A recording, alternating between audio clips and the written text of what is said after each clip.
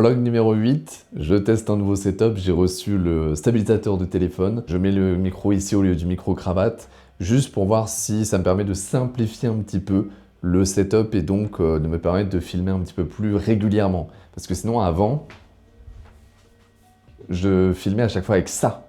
Et du coup, c'était vachement plus chiant de bouger à chaque fois le truc parce que je m'en sers aussi pour les vidéos de custom ton clavier. Donc, si je peux me faciliter un petit peu la vie, alors je vais pas filmer que avec ça, je vais filmer aussi avec la caméra et le trépied, mais juste ça me permet de, oh, je vois un truc, oh, je filme. Voilà, même peut-être pas filmer que ma tête, mais juste pouvoir filmer à peu près correctement n'importe quoi. Là, typiquement, je viens de terminer une impression qui a duré 53 minutes, et c'est genre la 13e, là, d'aujourd'hui. Donc je vais vous montrer tout ça tout à l'heure sur la table, mais il est minuit, comme d'hab. J'ai quasiment rien filmé de la journée parce que du début de la journée, de 8 h ce matin à la minuit, j'ai fait que imprimer des fidget clickers et faire des modifications sur le design. Que ça, toute la journée. Et à chaque fois, c'est à peu près 1 heure d'impression. Donc là, je suis à la V13. Du coup, j'ai pas vraiment filmé parce que pas grand intérêt à juste ah, j'imprime un truc, vas-y, je vais décaler de 1 mm ça, je réimprime, je décale d'1 mm, je réimprime. Ça a été ça pendant toute la journée, donc je vais pas faire que ça. Mais du coup, voilà, je vais vous montrer où j'en suis. Ça a énormément évolué depuis hier. Donc on va sur la table et on regarde ça. Voilà ce que j'ai fait aujourd'hui. Que ça. De 8 h ce matin à minuit maintenant. Que des prototypes de fidget clicker. Je suis à la V13. V13 qui s'est imprimée. Elle est où? Elle est là. La V13. Je ne l'ai pas décollée encore. Je vous épargne toutes les versions, vous savez de base à quoi ça ressemblait. C'est juste, j'ai essayé à chaque fois, en mettant le switch dedans, tout ça. Je peux vous montrer, si vous voulez, la V12. Ça, c'est la V12. C'est pas parfait, c'est pour ça qu'il y a une V13, mais ça marche. Et c'est la première fois que ça marche, hein. Il a fallu 12 essais pour que vraiment ça marche sans problème, ça frotte pas, ça fait rien de mal. À savoir que j'ai fait des modifications que j'ai lues dans les commentaires du vlog qui est sorti aujourd'hui, et c'est rigolo parce que je les ai faites avant, évidemment, parce qu'il sort à 18 h. Et j'ai évidemment coupé, retiré le dessous pour que ça puisse faire un dessous plat. En fait, je n'y avais pas pensé avant. C'est pas que j'avais pas pensé, c'est que voilà, je voulais essayer de faire le modèle le plus proche de la réalité possible, mais il y a un moment, il faut aussi faire avec les possibilités des imprimantes. Et c'est quand même vachement plus simple si je fais un dessous plat comme ça. Ce qui donne un dessous texturisé comme ça, mais on s'en fiche, c'est pas la mort. Pour le dessus, c'est ici hein, la marque de la plate puisqu'il est imprimé ici. Mais globalement, sinon c'est propre. Alors propre, non, le plastique est pas propre, il y a plein de défauts, mais ça marche. Et ça, j'aime. Et je vous jure, depuis que je l'ai là, qui marche, j'arrête pas de l'utiliser tout le temps. Je le mets dans ma poche, je l'emmène avec moi et tout le temps, je l'utilise. Parce que moi, c'est le genre de truc que j'aime. Moi, je suis comme ça, je tape des pieds tout le temps, j'ai besoin de faire des trucs et vraiment, je l'utilise. Donc, je sais que le produit est bien, c'est hyper satisfaisant. En plus, c'est un Switch CS Piano Akko. Je veux dire, qu'est-ce qu'on veut de plus? Qu'est-ce qu'on veut de plus? Mais ce n'est pas parfait, sinon j'aurais pas fait une V13. Le concept fonctionne, mais juste j'ai envie d'améliorer maintenant les tolérances, les choses comme ça. Donc, j'ai refait une version. Et oui, je vous ai pas dit aussi, là c'est imprimé en PETG. Et oui, alors que hier j'ai imprimé en PLA, là j'imprime en PETG parce que je me suis dit, ouais, ça va être plus résistant. Oh la vache! Mais en fait, pas du tout, hein. Les parties qui cassaient hier, elles cassent toujours aujourd'hui. Alors non, je mens, c'est plus résistant, c'est-à-dire que maintenant je peux ouvrir le switch. En vrai, je peux même l'ouvrir à la main, et ça c'est stylé. Je peux ouvrir le switch en utilisant les petites pattes sur le côté, voilà, et elles cassent pas. Et c'est vrai qu'en PLA, par contre, ces petites pattes, elles cassaient très très facilement. Par contre, là, elles cassent quand même, c'est-à-dire que si je force, ça casse. Et je m'attendais à ce que le PETG soit vraiment beaucoup plus résistant que ça, mais en fait non. Donc je vais réessayer en PLA demain une fois que voilà, j'aurai la version un petit peu plus améliorée. Je vais essayer de la refaire une fois en PLA pour voir s'il y a une vraie différence quand même de solidité, puisque le but c'est quand même qu'il puisse être ouvert, fermé, sans qu'il puisse se casser facilement.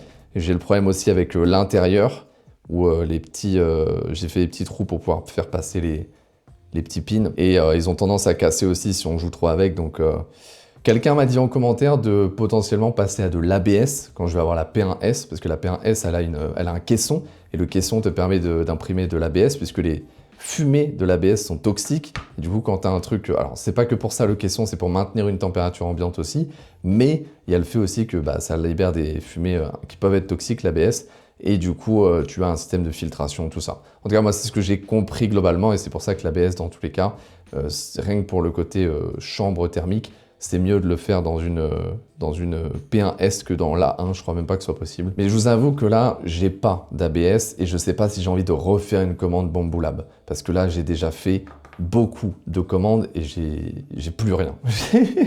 Je n'ai plus rien en stock. Ce qui est con, c'est que là, la personne avec qui je suis en contact chez Bambu Lab et qui m'a envoyé la A1, elle m'a envoyé un mail pour me dire ouais, du coup, est-ce que ça se passe bien? Quand est-ce que tu penses faire la vidéo sur l'imprimante? Et je lui ai expliqué clairement que là, je me suis lancé dans le but de faire des produits, et notamment un support de clavier. Je lui ai dit, voilà, j'en suis au prototype 47, je les ai comptés tout à l'heure. Et je lui ai dit, ouais, j'ai aussi lancé une chaîne secondaire où je parle de tout ce que je fais et tout. Et comme d'hab, la personne s'appelle Joséphine, si tu m'entends. Elle est incroyable. C'est une des meilleures relations avec une marque que j'ai eues jusqu'à maintenant en termes d'échange juste par mail. La personne est trop sympa. C'est trop cool. Alors là, j'arrache les trucs à l'arrache, justement. Normalement, j'y vais plus délicatement, mais je m'en fiche un petit peu. Là, c'est pas ce que je veux tester. Juste pour vous montrer un petit peu ce que ça donne sur la fin. Mais du coup, en tout cas, je lui ai répondu en lui disant, en fait, j'avance, je vais faire des produits. Et notamment, j'ai acheté une P1S. Ça montre à quel point j'adore leur imprimante. Et ne vous inquiétez pas, je vais dire énormément de bien de Bambu Lab, puisque juste, j'adore. L'imprimante, c'est incroyable. Est-ce que c'est la meilleure? J'en sais rien, j'en ai qu'une. Mais dans tous les cas, j'adore et c'est... Ça fait longtemps que j'ai pas été aussi content. J'allais dire heureux, mais content de faire des trucs. J'ai envie H24 d'imprimer, de designer des trucs. Je suis trop heureux parce que je suis quelqu'un qui a énormément d'idées. Souvent, c'est de la merde, mais j'ai énormément d'idées et j'adore avoir des idées, j'adore réfléchir. C'est ce que j'aime le plus, je pense. Et au final, l'impression 3D, j'ai l'impression que ça me permet de faire vivre ces idées. Genre, j'ai une idée, ah bah tiens, je peux directement l'imprimer et tester. Et puis tester, et puis tester, et puis tester. Moi, je suis comme ça. Moi, j'ai besoin d'avoir le produit dans les mains et j'ai besoin de faire 47 prototypes pour arriver à un produit final. Je peux pas faire autrement. Et du coup, vraiment, je prends tellement de plaisir actuellement et je pense pas que ça va passer. Et je pense que j'ai envie de continuer dans cette voie de l'impression 3D. Et donc, pour en revenir à mon mail, parce qu'à un moment, je vais y arriver, elle m'a répondu en me disant « c'est dommage, parce que si tu me l'avais dit, tu aurais pu avoir une grosse promotion sur la P1S. » Du coup, je suis un peu dégoûté. Je vais pas vous mentir. Par contre, elle m'a dit « Si jamais tu as besoin de renouveler tes filaments, tu nous dis, et puis à mon avis, je vais avoir une grosse promo là-dessus. » Potentiellement, si Bambu Lab m'aide là-dessus, je commanderai de l'ABS pour pouvoir tester avec la P1S. Mais à mon avis, ce ne sera pas tout de suite, et j'aurai sorti le produit avant. Je pense. Je ne veux pas m'avancer, mais à mon avis, j'aurais sorti le fidget clicker avant d'avoir de l'ABS. On va voir, parce que si je considère que c'est pas assez solide avec le PLA ou le PETG, et que j'ai peur que les gens le cassent, je vais peut-être pas le sortir, parce que si c'est pour qu'il casse et que tout le monde veuille me le renvoyer, c'est un peu chiant. Voilà ce que ça donne. Il est très mal nettoyé, on va dire. Les supports, ils sont globalement assez faciles à nettoyer quand tu prends le temps. Là, je regarde à peine ce que je fais. Là, j'ai trouvé des bons settings. Globalement, je suis en 0.3 en Z distance. Donc, c'est vraiment très... ils adhèrent pas du tout, quoi. Donc, c'est plutôt cool. C'est propre, c'est vraiment propre. Voilà à quoi ressemble l'intérieur. Je l'ai énormément modifié par rapport au modèle de base pour pouvoir accueillir le Switch parfaitement. Ça, c'est l'une des premières versions, mais c'est même pas la première. Je pense que je l'ai plus. Elle est dans le bac de filaments à jeter. Donc, je l'ai vraiment beaucoup modifié. Ce qui fait que maintenant, en fait, je peux juste mettre le Switch. Voilà, c'est ici. Je sais plus dans quel sens c'est. Je pose le Switch et hop, il est calé. Et il ne bouge pas, puisque j'ai fait les trous pour les 2 pins et j'ai bien entouré le tour pour qu'il repose dessus. Et là, il ne peut pas bouger. Ensuite, j'ai juste à mettre le stem, le dessus. Bon, ça le fait, mais j'ai voulu réduire un petit peu les tolérances pour que ce soit un petit peu plus propre. Mais là, ça frotte. Ça frotte, c'est pas dingue. Après, ça peut se résoudre, hein. Je vais augmenter encore légèrement l'espace. Et j'hésite même à ce que sur le produit final, je mette un tout petit peu de lubrifiant, comme dans un vrai switch, pour éviter justement ces frottements. Mais en même temps, c'est pas un switch. C'est-à-dire que ça, le but, c'est que tu le trimbales avec toi, sur ton porte-clés, dans ta poche. Donc je pense pas que j'ai envie de mettre du lubrifiant. Ça m'a traversé l'esprit, mais je vais pas le faire. En vrai, ça va être difficile parce que si je laisse trop d'espace, ben, c'est pas très beau, c'est pas très net. Mais si je laisse pas assez d'espace, le plastique il frotte. Alors voilà à quoi il ressemble pour l'instant. Vous m'excuserez, c'est pas très bien filmé. Évidemment, hein, là je l'ai massacré parce que je faisais pas attention à ce que je faisais. Il reste des supports et tout. Mais en fait, ça va. Le problème, c'est les gens qui sont vraiment très habitués. Est-ce que, en passant énormément de temps sur les settings, ce que je n'ai pas fait hein, actuellement, je fais des prototypes, est-ce que je peux rendre ça vraiment beau, vendable? Parce que pour moi, ça, c'est pas vendable. C'est-à-dire que moi, je vends pas ça. Évidemment, ça, c'est du support et tout. Il y a des trucs à nettoyer, mais est-ce que c'est vendable? Vous voyez, ça, typiquement, le problème, c'est que j'arrive pas à imprimer la partie haute sans la faire tenir sur cette base. Et du coup, le problème, c'est que ça fait cet effet texture. Donc je sais pas, enfin je vois ça. Alors de toute façon l'impression 3D ce sera jamais net. Mais est-ce que je peux faire beaucoup mieux ou est-ce qu'il faut que je retravaille encore le modèle pour essayer de le simplifier? Le problème c'est que là je l'ai vraiment déjà beaucoup simplifié. Pour ceux qui connaissent très bien les switches, je l'ai déjà énormément simplifié, j'ai bouché le trou ici. Il est beaucoup plus solide et beaucoup mieux fait pour l'impression, mais c'est pas encore parfait. Donc vraiment, s'il y a des gens chauds en impression 3D qui veulent me... De toute façon, tous les conseils. Vraiment, de toute façon, je lis tous les commentaires, vous le voyez. Je réponds à quasiment tous les commentaires ou alors je mets des likes ou autre. Je lis tout et apprenez-moi des trucs. Vraiment, notamment la personne qui m'a expliqué pour l'ABS. C'est vrai qu'au final, peut-être que je devrais faire de l'ABS si je considère qu'il y a trop de risques que le produit soit cassé. Je considérerais l'ABS. Mais pour l'instant, je veux tester déjà avec le PLA, le PETG, tout ça, voir jusqu'à quel point je peux faire mieux. Parce que je sais qu'une énorme partie de la solidité d'une pièce en impression 3D, c'est le design. Comment tu l'as designé et de quelle façon tu l'imprimes. Typiquement, ces petites pattes, je pense que si tu le designais mieux que ça et que tu le sliçais mieux que ça, à mon avis, ces pattes, elles sont pas censées casser. Parce que là, je veux dire, j'arrive à péter du PETG avec 2 doigts. Je pense que c'est plutôt la façon dont c'est imprimé. Ce qui est bizarre, c'est que c'est pas imprimé tout droit.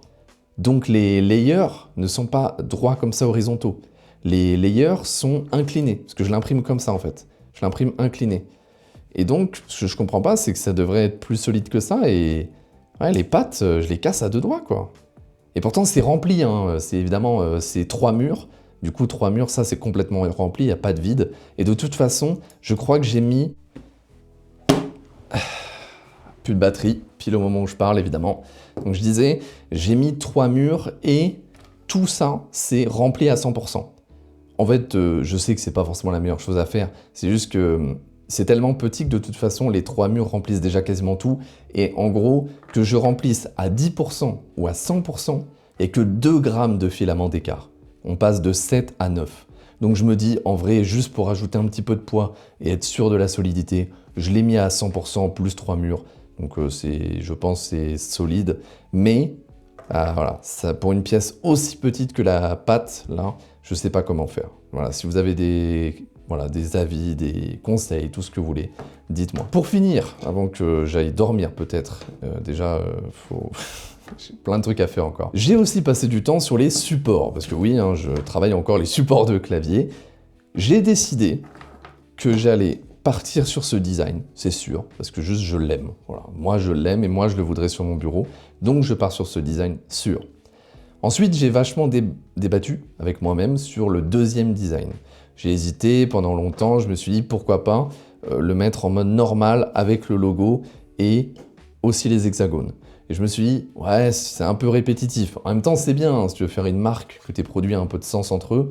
Mais je me suis dit, en fait, j'ai pas trop envie. Et au final, le deuxième support qui m'a toujours le plus plu, et j'ai l'impression que vous aussi, c'est celui-là. Donc, ce que j'ai fait, c'est que je l'ai redesigné en reprenant la base du dernier que j'avais fait, parce que j'avais fait des petits changements à droite à gauche. Donc, j'ai refait le dernier, mais avec ce système-là, avec un triangle comme ça. J'ai aussi remodifié légèrement le logo derrière.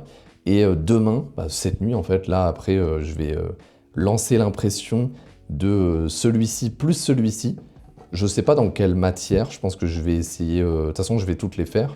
Marbre, galaxie, PLA mat blanc, PLA mat noir. Ça, c'est les 4 couleurs qu'il y aura à la sortie. Pour ça, je sais pas, on verra plus tard. Et du coup, je vais faire ça. Là, à mon avis, c'est décidé. Je vais encore me donner des conseils, des choses comme ça, mais je pense que je suis décidé. Et là, je vais partir sur la production semi-finale, parce que tant que j'ai pas la P1S, c'est évidemment pas finale, et je devrais refaire les settings avec la P1S. Je vais juste là tester d'imprimer les 2 modèles dans les 4 couleurs et les 4 filaments que je veux, et voir si ça me plaît toujours, et puis après on lance la P1S et on fait les derniers réglages et c'est prêt. Alors comme je l'ai dit, je pars en week-end du vendredi au dimanche, et je reçois normalement la P1S jeudi. Donc à mon avis, je vais même pas l'installer parce que j'ai pas envie de m'embêter avec ça, parce qu'il faut que je fasse la vidéo custom ton clavier aussi, on est mardi, et je vais la faire mercredi, jeudi et vendredi matin. Donc je vais l'installer quand je reviendrai de week-end, au calme, tranquille, et on va faire ça. Justement, hein, si vous avez des P1S et des conseils à me donner par rapport à l'installation, n'hésitez pas à les faire dès maintenant. Comme ça, dès qu'elle arrivera, dès que je la montrerai, je serai paré. Je sais qu'il y a déjà des petits mods à faire à droite à gauche. Mais globalement, voilà, les supports, je pense, c'est pour très bientôt. On verra si j'ai d'autres idées, mais je pense que là, je suis arrêté. Et j'ai notamment eu une idée pour le dongle. Mais ça, vous verrez demain quand je les aurai imprimés. Je vais sortir une version avec support dongle et sans support dongle. Mais j'ai trouvé une petite idée, je ne l'ai pas encore testé, pour intégrer le dongle de manière un petit peu plus sympa et pas trop dérangeante. Bon, moi je vais m'atteler, en plus là, faut que je lance l'impression des supports, sauf que la A1 elle vient de me dire « il serait peut-être temps de lubrifier les axes Y », sachant que je l'ai encore jamais fait. Pour l'instant, j'ai lubrifié 2 fois l'axe X, parce que moi je lubrifie dès que l'imprimante me le demande. Pour l'instant, elle m'a demandé 2 fois l'axe X, et une seule fois, là c'est la première fois l'axe Y, donc je ne l'ai jamais fait. Honnêtement, je pense que je ne vais pas le faire ce soir, je vais lancer l'impression de ça et ça va pas tuer l'imprimante, et demain je lubrifierai l'axe Y. Mais je pense que ça prouve que j'imprime beaucoup depuis 2 semaines, parce que en gros, la machine, c'est en fonction du temps d'impression qu'elle te dit « Ah, là, faudrait peut-être lubrifier l'axe X. Ah, faudrait peut-être lubrifier l'axe Y. » Et c'est vrai que là, en 2 semaines, j'ai déjà lubrifié 2 fois l'axe X. Donc, je pense qu'il y a beaucoup d'heures d'impression. Je crois qu'on peut le voir sur l'imprimante, le temps d'impression. Donc, j'essaierai de checker à un moment. Voilà. Moi, je vais me préparer, ranger tout ça, nettoyer, me coucher. Et n'hésitez pas à vous abonner, à partager, à liker. Bon, ceux qui me connaissent de Custom Ton Clavier, vous le savez, je m'en fiche un petit peu de tout ça, moi, les vues, tout ça. Et c'est rigolo. Petite minute. Mon père m'a envoyé un message en me disant « Ça te frustre pas de bosser autant et de faire si peu de vues ?» Parce qu'il voit les vues de cette chaîne, 200, 300 vues. Déjà, il faut se rendre compte que quand tu fais une nouvelle chaîne et que tu fais 300-400 vues par vidéo en une semaine, c'est beaucoup. Voilà, moi, c'est ma 3e vraie chaîne YouTube que je monte. C'est beaucoup et j'en suis... En fait, c'est ça qui est fou. Oui, j'ai des vidéos, je sais pas, j'ai des vidéos à 100 000 vues avec Custom Ton Clavier. Mais là, cette chaîne, je sais que quand je sors un vlog et que je vois qu'il y a 60 vues en 1 heure et que la vidéo, elle est numéro 1 sur 10 sur mon YouTube, je suis content. Genre, en fait, je sais pas, moi, en fait, j'ai conscience que c'est une nouvelle chaîne et que je vais faire 0 vues, mais en fait, évidemment que là, je fais pas ça pour les vues, sinon je ferais pas des vlogs sur moi en train de faire du support de clavier. Si je voulais faire des vues, je ferais, je sais pas, je mangerais des gâteaux en direct sur YouTube. Mais je ferai pas des vidéos comme ça. Moi, j'ai toujours fait juste ce que j'aime. Moi, mon seul but dans la vie, c'est de me faire plaisir. Et là, ce qui me fait plaisir, c'est de jouer avec mon imprimante 3D et de faire des vlogs tous les jours. Voilà, donc si ça fait 200 vues, ça fait 200 vues. Alors, je vous demande quand même de vous abonner parce que c'est vrai que ça peut m'aider, notamment, et c'est bête, hein, mais à avoir des sponsors ou que Bambu Lab voit que, ok, on lui envoie des trucs et il y a beaucoup de gens qui les voient et du coup, peut-être qu'ils pourront m'envoyer une autre imprimante, du filament. Moi, vraiment, de toute façon, tout l'argent que je vais gagner avec Custom Ton Clavier ou cette chaîne un jour, je vais tout balancer dans les filaments et les imprimantes, hein, vous le savez. Moi, j'utilise tout le temps l'argent que je gagne avec les chaînes, c'est toujours comme ça. Moi, je fais ce qui m'amuse, c'est le seul but de ma vie. Voilà, j'ai fini ma petite tangente, merci d'avoir regardé, et puis à demain.